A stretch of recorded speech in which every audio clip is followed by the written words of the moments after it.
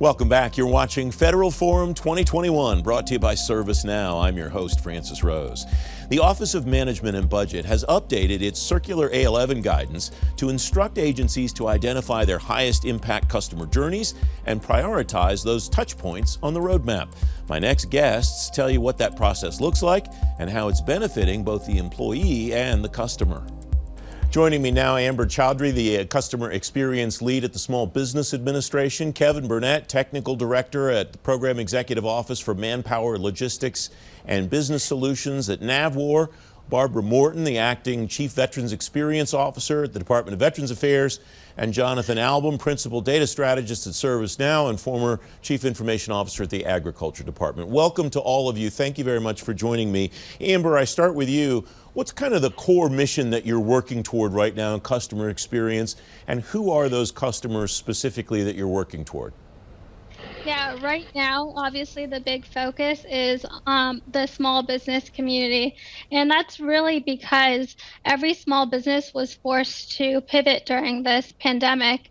Not only that, we saw a rise in a new customer base, which was the rise of the solopreneurs who are starting new small businesses in the comfort of their homes. So right now, our team at the SBA is focused on customer understanding so that we can recommend a series of projects to this new administration. And actually, one of the new products that we're hoping to launch soon is a virtual counseling tool so that we can start meeting our customers where they are. I want to talk about that tool as the conversation progresses, Amber. Kevin, welcome. Thanks for coming on. Same question to you. What are your customer experience priorities right now, and who are the customers that those priorities are directed at?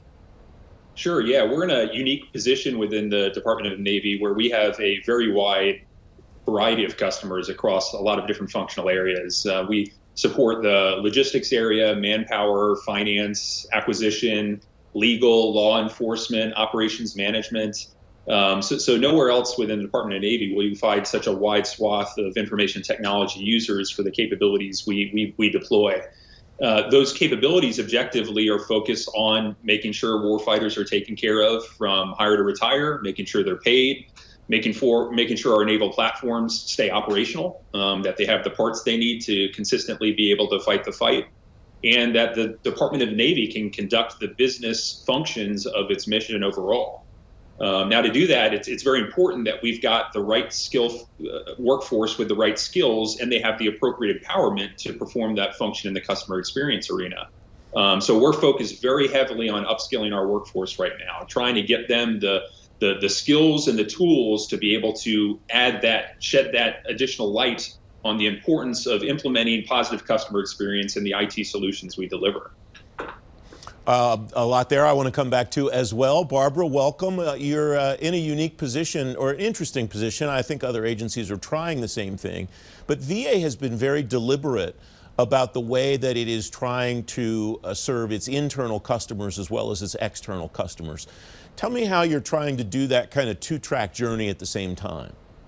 Yeah, absolutely. Thanks for having us on this panel. And yeah, customers for us, it's a broad group, right? So when we talk about veterans, we also want to talk globally, more inclusively about their families, caregivers, and survivors, because we know the impact that we can have doesn't just start and stop with the veteran, but those that support and surround them as well. The other piece, which you alluded to, of course, is our workforce. Best workforce on the planet. Our employees are amazingly dedicated, have a wonderful mission that they execute. And what we've been beginning to do is widen our scope in terms of what we're wanting to address about experience, and that includes the employee experience. So we recently just completed VA's first ever employee experience journey map, and that's going to be a corollary for us to look at how the Veterans Experience Journey Map sort of mirrors with the Employee Experience Journey Map. So lots of opportunity there. And I would also say that one of our areas of focus is going to be underserved populations. So you may be familiar with the executive order on racial equity and underserved populations that came out a few weeks ago.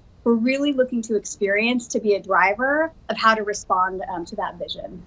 Barbara, thanks. Jonathan, welcome. You're a terrific addition to this conversation because when you were the CIO at Agriculture, you spent a lot of time in the field and trying to understand how the various customers of the Agriculture Department received the services that you offered, interacted with the department. What were kind of the ongoing themes of what you saw when you went out into the field, and how should that interaction directly with a customer inform the way that somebody inside a government agency thinks about and works toward the kind of goals that you've heard your fellow panelists talk about? Well, thanks, Francis. The reality is when you're out in the field and you interact with people that are using your programs, you begin to think about them differently. We already heard the phrase, you have to be able to meet people where they are. And I think that's so important. Too often in government, and I myself included at points in my career, we built systems that were for the way we wanted either to receive data, or it was based on how we thought the program should operate, or how we thought people wanted to interact with the government. And we didn't always do as good a job interacting, directly with the people that were using these programs. So when you can talk to a customer and you can find out what it's like to walk in their shoes and to interact with the government, you begin to get a sense for what makes for a great experience for that individual, whether it's a farmer or it's a teacher or it's a veteran, a small business owner. It really makes a difference understanding where they're coming from. I think, for too long, we designed government from the inside out. And what I think this panel is saying is that we have to think, we have to think about designing government from the outside in. How do people want to interact with the government, and really building systems and approaches that support what people want. Folks, I want to key on one phrase that Jonathan used there that I think maybe is the most important concept that we can discuss, and that is understanding what makes for a great experience, were the words that you said, Jonathan, but then to extend that, what's the action that you take? How do you decide how to manifest what you're able to offer so that that person gets what he or she's going for? Amber, I want to use that virtual counseling example. What was the interaction or series of interactions with, I imagine, lots of people that caused you and your team to say, this is the next thing that we need to develop, and here are the ways that we will go about developing? What did that process look like, Amber? Yeah, so we were using listening tools through our customer service hub where we're managing our email-based inquiries. And we also received millions and millions of calls at our call centers and district offices as well. And what we heard is that people both want access to capital for small businesses, especially for the small businesses who were highly impacted, such as restaurants. But another thing that made it difficult for small businesses is that, it's hard to come into a district office for counseling or mentoring during a pandemic, right? And so there was an obvious need to stand up a new virtual counseling tool, which we're hoping to roll out in very shortly. Kevin, same idea. What's the process by which you and you can give a specific example or broadly across NAVWAR, but how do you do that push-pull to know what it is that your customers want and then decide on an execution strategy to make it happen?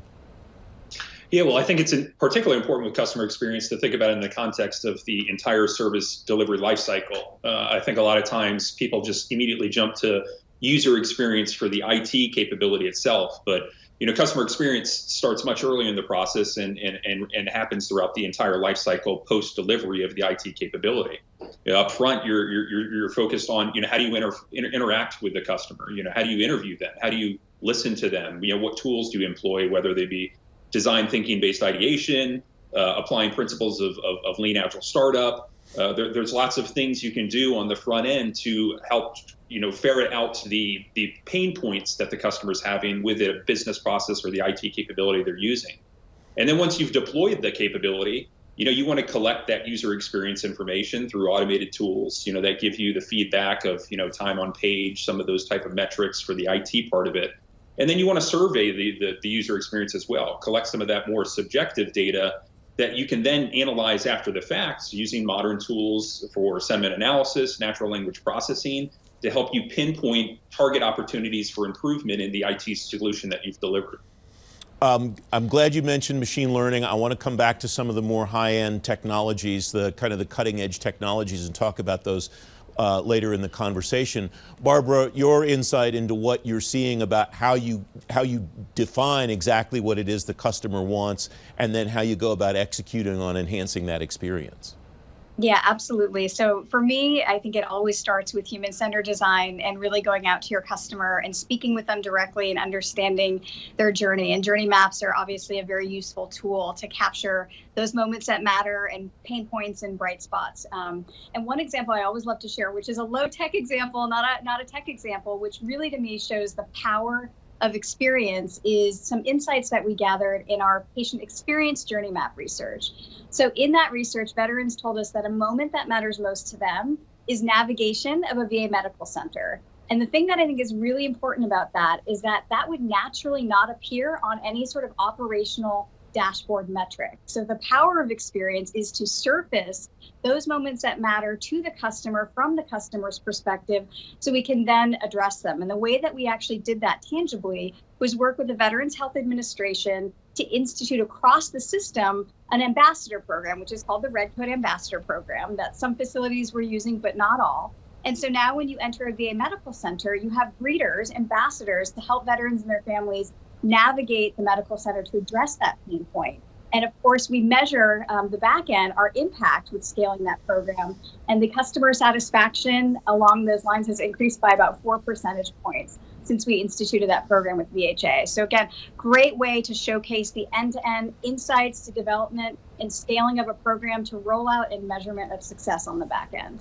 Jonathan, Kevin referenced machine learning, and you and I have talked on a number of occasions about applying artificial intelligence and RPA for customer experience and so on. I want to talk about those high-end efforts, but I also want to make sure we don't forget, Barbara referenced kind of low-end, more old-fashioned methods. Government agencies still interact with lots of people on the phone. Government agencies, theoretically, after the pandemic, and certainly before the pandemic, interacted with lots of people face-to-face still.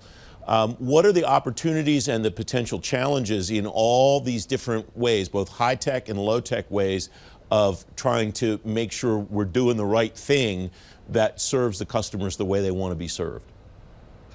Well, I think it's a great observation, reminder that, government is not one thing, or there's not one way to interact with your government.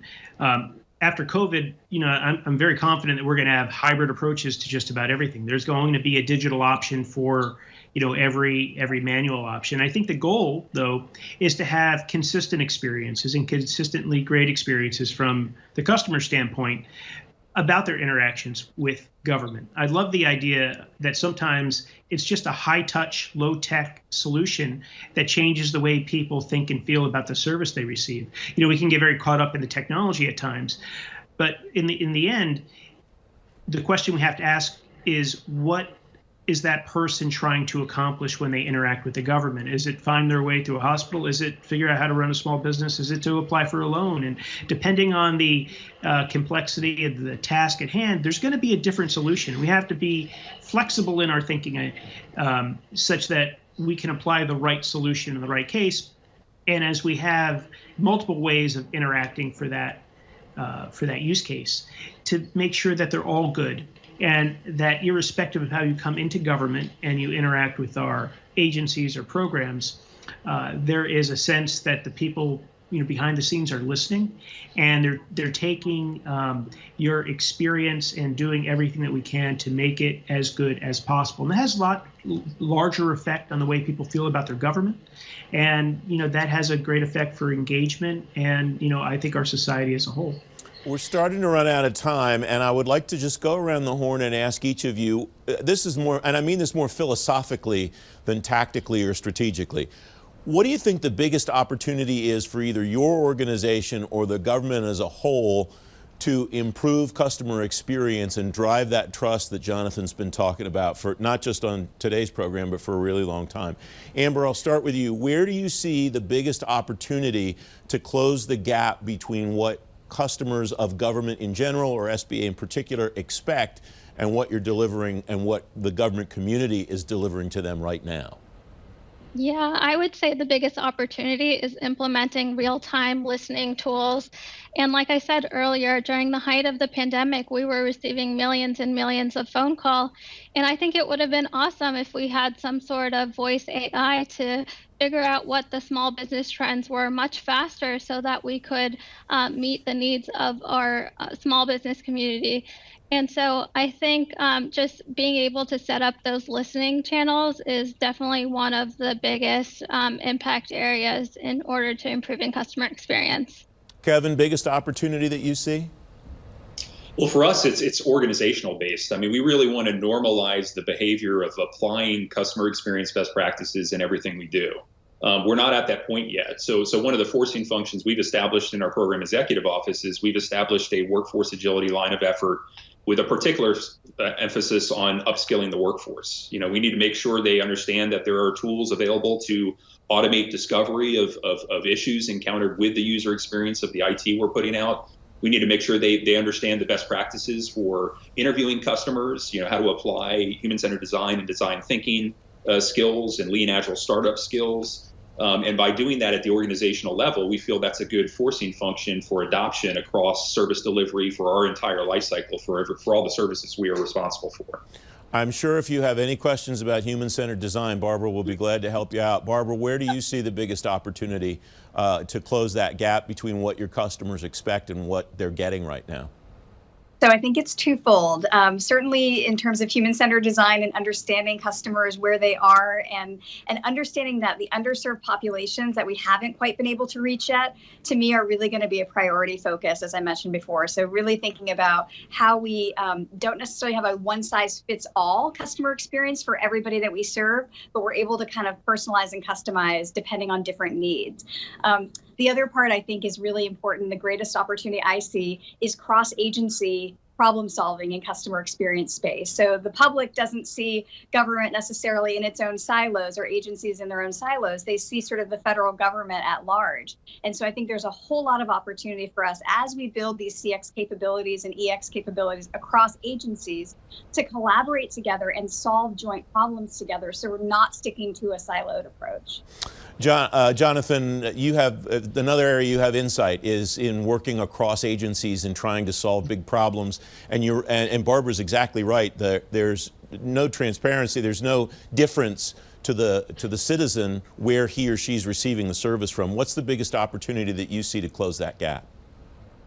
Well, that is one of the biggest challenges we have at all levels of government. From a citizen's perspective, they're interacting with the government, not a particular agency necessarily. And unfortunately, the data that they need, the systems that serve them are all are disconnected. So figuring out how we can connect those systems, introducing platforms and other capabilities to bring that data together to make it simple for that person to receive service, I think is the biggest opportunity. We don't have to build one giant system for the whole of the federal government that cuts across agencies, but we do need a place to bring together the data from all of those systems to drive the digital experience that people need to make it easy for federal employees to serve, to provide that service, but also really make it simple for the public to receive service, feel good about their government, and feel like they've been listened to and that they've had that great experience that we've been talking about through this conversation. Jonathan, Barbara, Kevin, and Amber, a terrific conversation. Thanks very much. Thank you. Thank you. I'll wrap up this special program right after this. You're watching Federal Forum 2021 on the Government Matters Thought Leadership Network. Stay with us.